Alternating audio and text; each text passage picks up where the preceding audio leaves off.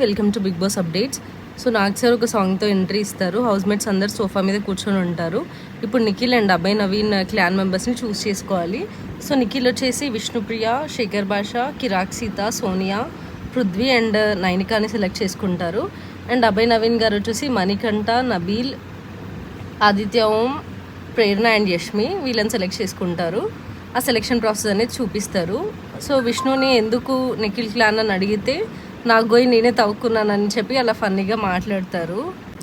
Vishnupriya Nikhil clan అని చెప్తుంది. So దానికి నాకు పోయి నేనే తవ్వుకున్నాను అక్కడ ఫన్నీగా మాట్లాడతారు. నెక్స్ట్ శేఖర్ భాష గారు జోక్స్ వింటారని చెప్పి నిఖిల్ క్లాన్ అని అలా చెప్తారు.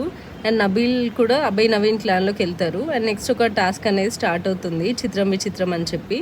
సో దాంట్లో కంటెస్టెంట్స్ అందరూ బాగా పార్టిసిపేట్ చేస్తారు. అండ్ టాస్క్ చాలా ఫన్నీగా ఉంటుంది.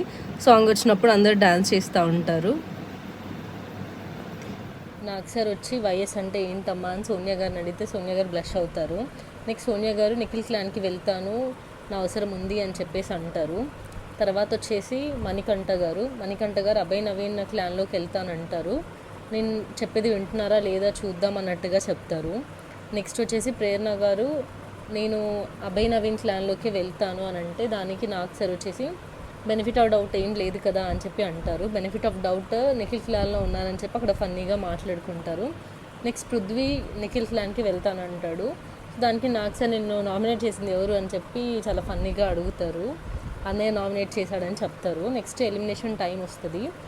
ఇక్కడ ట్విస్ట్ ఏంటంటే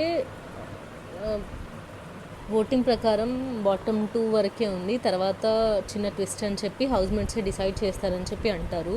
సో మీరెవరు ఎలిమినేట్ అవుతారు అనుకుంటున్నారో కమెంట్ చేయండి. And please subscribe to my channel.